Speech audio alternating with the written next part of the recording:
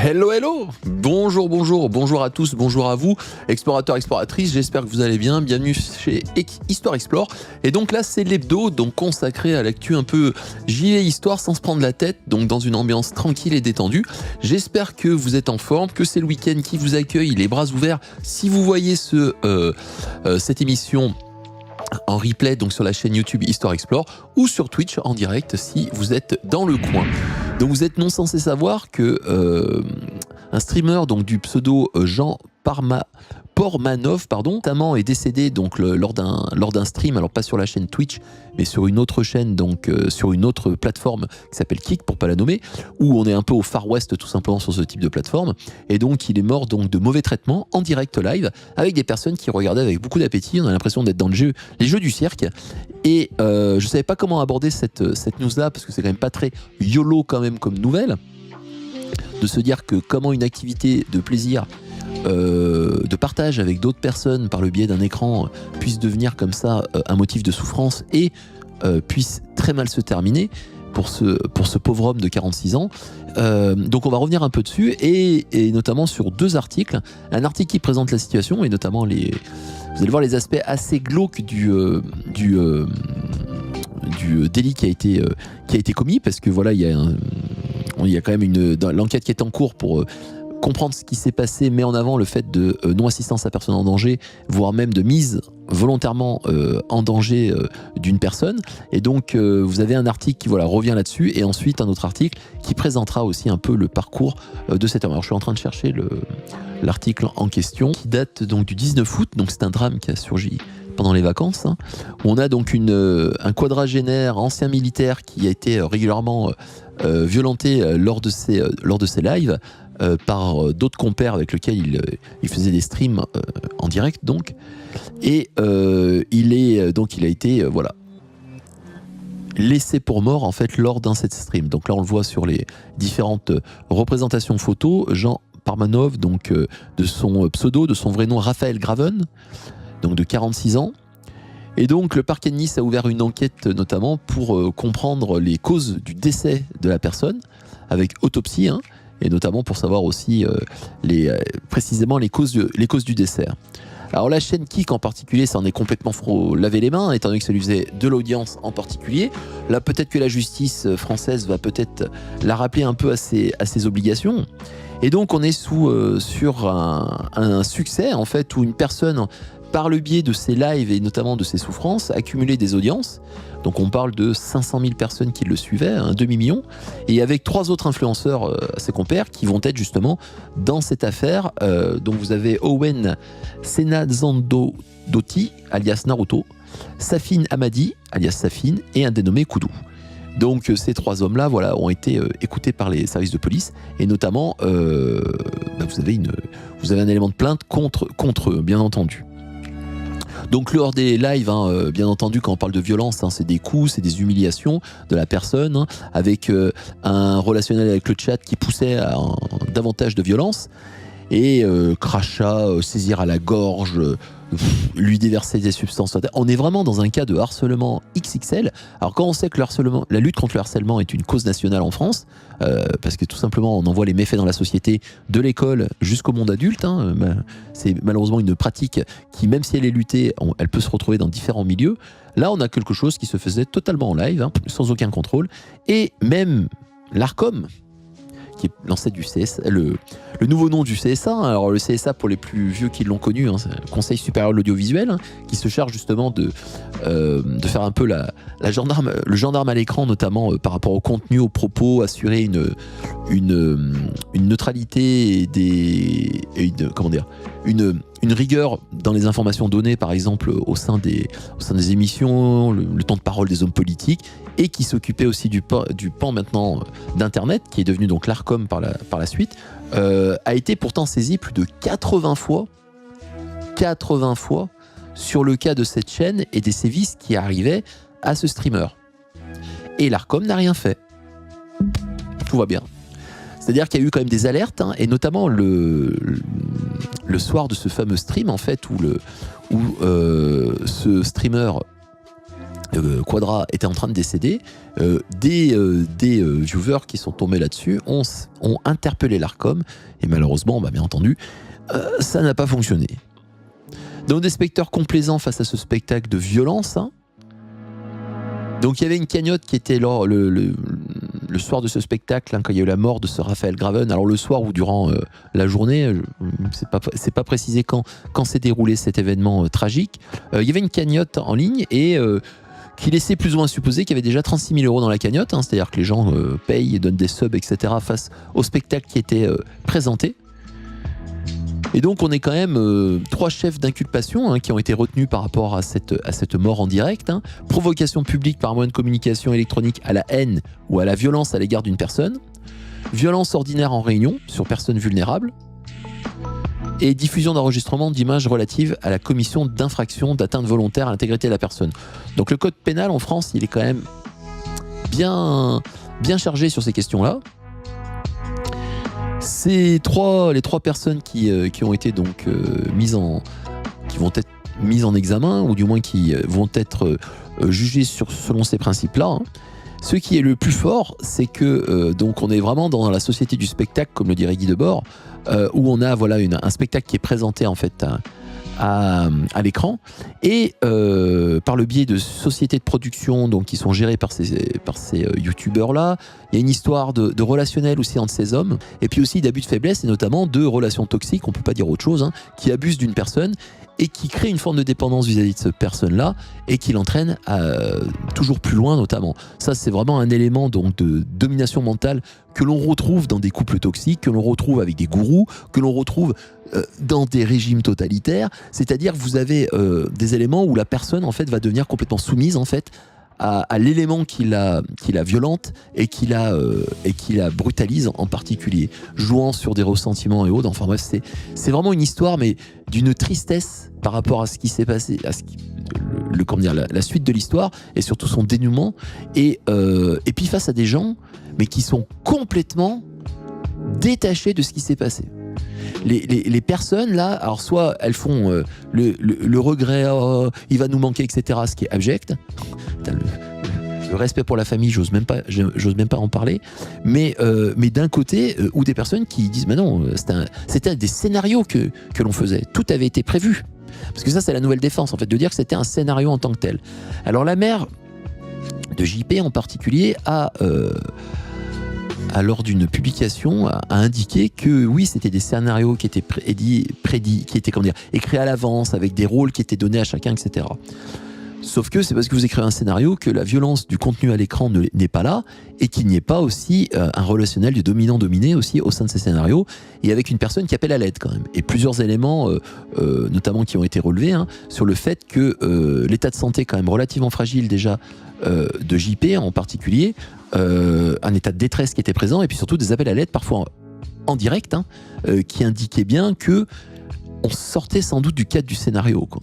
Sauf que tout s'enregistre, hein, tout est gardé et dans d'autres vidéos plus anciennes on a quand même des déclarations des deux compères là qui envisagent de le tuer directement en direct, hein, de lui dire et de lui enjoindre de dire face caméra là maintenant que si demain il meurt en plein live c'est dû à son état de santé de merde et pas à eux. Ouais, super, hein, repose en paix mon frère. Hein. Donc on est face à des personnes qui savent ce qu'ils font est illégal, mais essayent de s'en frotter les mains hein, par une déclaration, mais il l'a dit. Hein. Vous voyez le niveau dans lequel on est quand même. Hein. C'est aberrant, c'est abject, ça donne envie de vomir, il n'y a pas d'autre mot. Hein. Vomir. Donc c'est une affaire qui a fait vraiment boule de neige en France. Hein. Le gouvernement s'en est saisi. Vous avez des interpellations, je crois, à l'Assemblée nationale qui ont été faites là-dessus, ou du moins c'est remonté jusqu'aux différents ministères.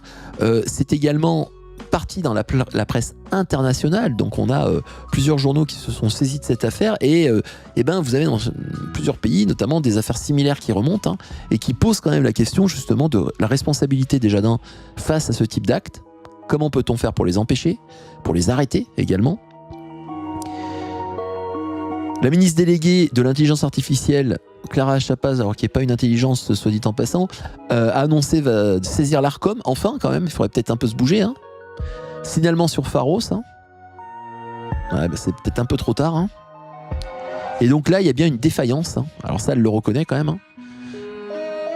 Ce type de défaillance peut conduire au pire et n'a pas sa place en France, ni en Europe, ni ailleurs. Et donc la plateforme Kik, bien sûr, a fait un petit communiqué indiquant qu'ils sont vraiment désolés de ce qui s'est passé. Hein. Et nous allons collaborer rapidement, etc. Bah oui, mais Coco, parce que alors là, vous allez être mis dans le bain aussi en tant que, tout simplement, en tant que responsable de diffusion de ce type de propos. Alors, si on reste sur cette affaire-là triste et d'une affligeante morbidité, on passera peut-être à côté de cet homme, ce fameux JP. Hein. Qui était-il? Et vous avez encore dans le journal Le Monde, en fait, dans la rubrique Pixel, un petit récit, en fait, une petite enquête en fait autour du personnage, qui est pour lui rendre tout simplement un peu hommage et lui donner en fait tout simplement,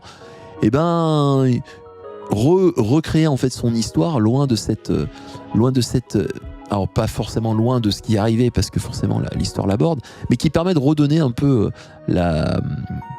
qui était cet homme tout simplement. Donc c'est un nouvel article, voilà, la trajectoire est claire de Jean Pormanov, donc JP, hein, streamer pris dans le piège d'une popularité exploitée.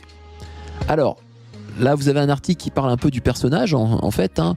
Donc, on est face à un gars qui est issu d'une famille nombreuse, qui galère pas mal étant jeune, qui loupe ses études, qui est parti dans un CAP qu'il n'a pas terminé, plein de petits boulots, une précarité importante. Et donc, quelqu'un qui, lors du confinement, en fait, commence à se mettre à streamer, sur Fortnite en particulier. Et puis, par le biais de son âge, il est décédé à 46 ans, tout simplement une communauté se crée autour de lui, surpris du personnage, surpris de ses réactions et notamment de ce côté exubérant qu'il avait lors de ses streams, et notamment du langage fleuri qu'il avait. Et donc progressivement, voilà, quelqu'un qui suite au confinement s'est fait sa petite popularité et a commencé tout simplement à acquérir autour de lui des abonnés, allant jusqu'à 600 000 sur TikTok, 190 000 sur Kik. Donc c'est un ancien militaire aussi, un reconverti dans le streaming, hein, et donc il a saisi un peu la balle au bon suite au confinement. Hein. Alors l'armée c'était déjà pas très bien passé, hein, il était déjà victime de bribades. Donc quelqu'un qui avait déjà une personnalité assez fragile, hein, et dans une forme de et qui vivait dans une forme de précarité, l'amenant à revenir chez ses parents d'ailleurs, lors du confinement. Et du coup, donc progressivement, des personnes se sont intéressées à lui, et notamment il a un milieu d'amis, un milieu amical, hein, qui sera dans cette affaire-là un peu d'une manière un peu glauque. Hein. On a ce fameux Owen Senadzandotti là, qui début 2020 est proche de Raphaël Graven. Hein. Donc c'est lui qui va le mettre en relation avec d'autres streamers. Et progressivement, il devient populaire avec ces personnes-là. Il obtient de plus en plus d'abonnés. Hein. Il commence à avoir une petite renommée locale, notre JP. Et donc on est face à une ambiance de potes, hein, bravache, hein, sur les lives. Il n'y a pas encore ce côté humiliant qui sera noté. Hein. Et c'est surtout courant 2022. Il est dans le creux de la vague, c'est-à-dire il fait pas forcément le succès s'est un peu éloigné, et là on lui propose notamment on lui propose de rejoindre son fameux collègue le Owen Senadzandotti là, dont le pseudo est Naruto, lui propose en fait de venir s'installer dans les Alpes-Maritimes. Donc il va quitter son mess local, donc au nord-est de la France, hein, pour venir dans les Alpes-Maritimes, notamment dans un local qu'ils ont loué pour faire des directs quotidiens. Donc il s'installe à côté, hein, il s'installe du côté de Nice en mai 2022, dans l'appartement de l'oncle de Naruto V, donc son pote là. Et donc progressivement, ils vont créer ce petit groupe, hein, autour de ses lives, etc. Donc ses parents semblent confiants, hein, la renommée et le succès en fait des lives lui permet d'avoir un confortable niveau de vie, hein, on parle de 6 000 € par mois, donc ce qui est quand même pas rien, hein, et qui explique pourquoi aussi il y a peut-être aussi cette dépendance de ne pas pouvoir dire stop à un élément qui vous met en danger, hélas. Donc les images sont diffusées sur Twitch à partir de 2023, pas sur Twitch, pardon, sur la plateforme Kik. Donc là on est sur des directs, hein. Et on a un phénomène qui se crée, hein, notamment, hein, en poussant JP constamment, hein, physiquement et psychologiquement. Ces fragilités qu'il avait au départ, hein, vont être agrandies, hein, et vont être bien entendu exploitées par ce petit groupe qui est autour de lui. Alors bien entendu, Un des amis de Narutobi indique que c'était scénarisé, hein, qu'il n'était pas maltraité, ce qui était reconnu par sa mère en termes de scénario, hein, que c'était fictif. Cependant, de la fiction à la réalité, il n'y a qu'un pas. Hein. Donc on est dans une surenchère de violence, hein, et on voit une forme de lassitude du personnage, d'une exaspération, hein, qui fait que il n'arrive pas à sortir de ce cadre toxique. Hein. Et forcément, c'est allé de plus en plus loin. Et donc le succès de l'émission, de ces lives qui étaient diffusés, avec toutes ces violences qui étaient commises sur cet homme-là, hein, attirait un chaland en mal de souffrance humaine, dira-t-on. Hein. Donc on peut se dire qu'on peut comprendre, si on élargit les camps de concentration, hein, soit dit en passant, de ce plaisir de voir souffrir des gens en particulier, hein, ce voyeurisme abject avec des gens qui étaient prêts à payer pour cela. Hein. Donc on a vraiment l'impression d'être dans des jeux du cirque 2.0. Hein. On a vraiment l'impression dans cette affaire, vraiment, parce qu'on est dans vraiment le glauque le plus abject, une personne qui vient d'un milieu fragile, qui est fragile psychologiquement et physiquement, qui se fait capter par une bande de potes qui progressivement deviennent ses tortionnaires, hein, qui vont utiliser cette personne-là pour tout simplement le manipuler. Et on en arrive à un drame, c'est-à-dire devant le succès et l'argent amassé, la personne, elle est tout simplement sacrifiée. Donc voilà, donc je suis désolé, c'est pas très YOLO, mais je pense que c'était important de revenir sur cette situation-là, parce que j'en ai parlé autour de moi, et notamment à des plus jeunes, qui n'étaient pas trop au courant de ce qui s'est passé. Et c'est vrai qu'on peut se dire, cette quête de la notoriété, jusqu'où elle peut nous mener. Et si on revient à quelque chose d'un peu plus léger, McDonald's, donc, qui surfe sur la popularité d'une célèbre licence, hein, va essayer d'amener le chaland dans ses magasins, dans ses sandwicheries, hein, parce que dire restaurant, ça fait quand même un peu mal, dans son système de restauration rapide. Et donc, pour attirer le chaland, au Japon, ils ont fait une super opération commerciale destinée à faire venir des enfants par milliers pour acheter des jolis petits Happy Meal dans lesquels on avait mis des petites cartes Pokémon. Et forcément, je vous le donne en mille, l'homme est décidément plein de mystères. Plein de surprises. Donc, le Japon, le succès des cartes Pokémon a mis les restaurants McDonald's à genoux. La filiale japonaise du fast-food américain offrait le week-end dernier 2 cartes Pokémon dans chaque Happy Meal. Avec la folie justement de ces cartes de jeu actuellement, qui peuvent se vendre plusieurs euros, des centaines d'euros, voire plus, hein, vous avez des gens qui ont squatté les McDonald's pour acheter les menus Happy Meal et récupérer ces cartes pour ensuite pouvoir les vendre.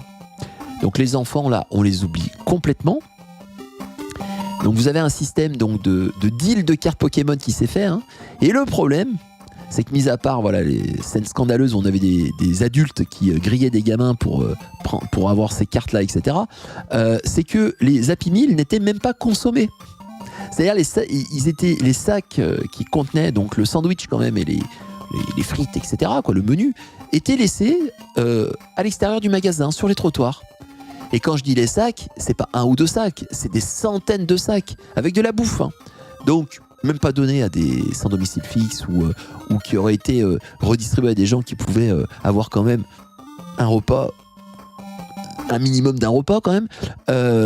Donc non, pas du tout. Donc un gaspillage de bouffe et dans un monde où quand même nos ressources sont limitées, donc on se dit un gaspillage éhonté, et donc forcément une situation qui a été filmée par les chaînes japonaises, et surtout au Japon on aime bien montrer ces éléments-là quand ça concerne des étrangers en particulier, car bien entendu sur ces acheteurs-là, des personnes étaient ciblées parce qu'elles étaient aussi chinoises, et donc elles venaient faire en fait tout simplement du business et autres. Donc vous avez les chaînes japonaises qui ont rajouté un petit coup de xénophobie aussi sur cette affaire-là, où on voit donc des enfants pleurant n'ayant pas leur carte Pokémon devant ces villes chinois qui les achetaient.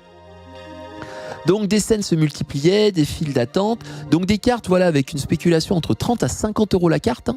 Donc forcément le menu devenait vite rentable, hein, menu qui doit coûter 5 euros à tout casser. Hein. Et donc des cartes cherchées, celles qui étaient très rares en particulier, hein, avec Pikachu qui mangeait un hamburger. Hein. Donc McDo a arrêté l'opération parce que c'était chaotique et ça avait une mauvaise image. Ça a duré 2 jours l'opération. Une campagne de publicité McDonald's avec des cartes Pokémon tourne au fiasco. Regardez-moi les sacs. Depuis le 8 août, la chaîne de fast-food a lancé une opération marketing autour de ses célèbres Happy Meal avec à la clé des cartes collector Pokémon. Résultat, des files d'attente interminables. et plusieurs vidéos et photos non vérifiées montrent des sacs en plastique remplis de burgers et de frites non consommées. L'objectif pour beaucoup, acheter des menus, récupérer les cartes, puis les revendre sur des plateformes en ligne le plus cher possible. De nombreuses personnes se sont... Naïf que j'étais, 50 balles la carte, vous avez vu le prix à l'écran? Alors pour ceux qui écoutent en podcast, 270 à 300 euros. Au fameux Happy Meal. This was just really upsetting to see. I'm not sure how to end this video, but if you were contributing to this whole mess, I think it's time to take a look in the mirror. La campagne qui devait durer 3 jours a finalement été arrêtée après seulement 24 heures par McDonald's, en raison de ventes plus élevées que prévu. La chaîne de fast-food a finalement présenté ses excuses. McDonald's ne tolère pas l'achat de Happy Meals à des fins de revente, ni l'abandon ou la mise au rebut de nourriture. On est quand même dans un monde magique. Hein. Philosophie. McDonald's a également promis de demander aux sites de commerce en ligne de prendre des mesures plus efficaces. Oh bon, les sites en ligne, ils vont sûrement limiter la vente de ces cartes. Hein. Donc voilà un énorme gâchis en particulier. Hein. Donc je ne sais pas si vous en aviez entendu parler. Alors je n'ai pas pu acheter un Happy Meal à ma fille à cause de ces gens, etc., etc. Donc un petit fond de xénophobie aussi autour, comme je vous l'ai dit. Hein. Et donc c'est vrai que McDonald's n'a pas du tout géré sa communication, ça leur donne une image qui est déplorable. Hein. Donc forcément, on rétropédale.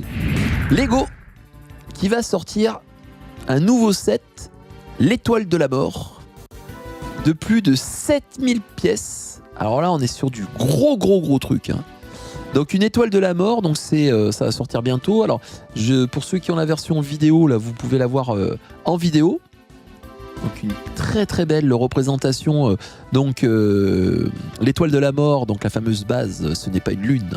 Donc la fameuse base de l'Empire qui est en coupe transversale, donc avec tous les éléments qui sont liés au film à l'intérieur. Donc 7500 pièces, vous allez pouvoir vous refaire les films avec vos petites mimines. Donc c'est le plus gros Lego je crois à ce jour en termes de pièces. Alors là on a une vue de dessus, donc vous voyez bien, on voit bien la forme sphérique. Hein. Et puis l'intérieur. Alors c'est dommage que je puisse pas zoomer.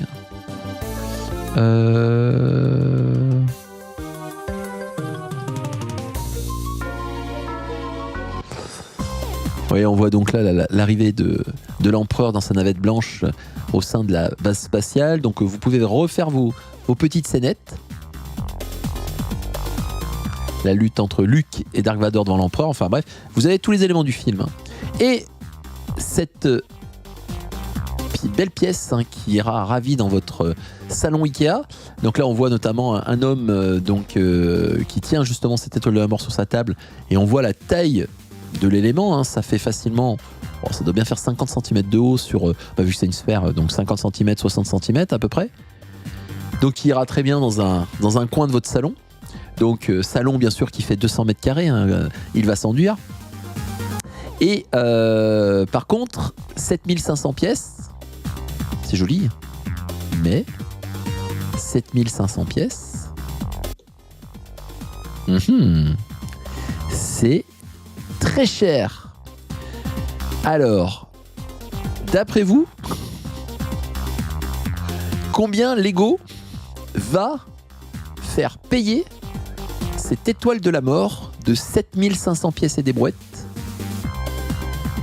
Vous êtes prêts? Oh bah le prix, écoutez, un iPhone ça coûte un SMIC, pourquoi se gêner?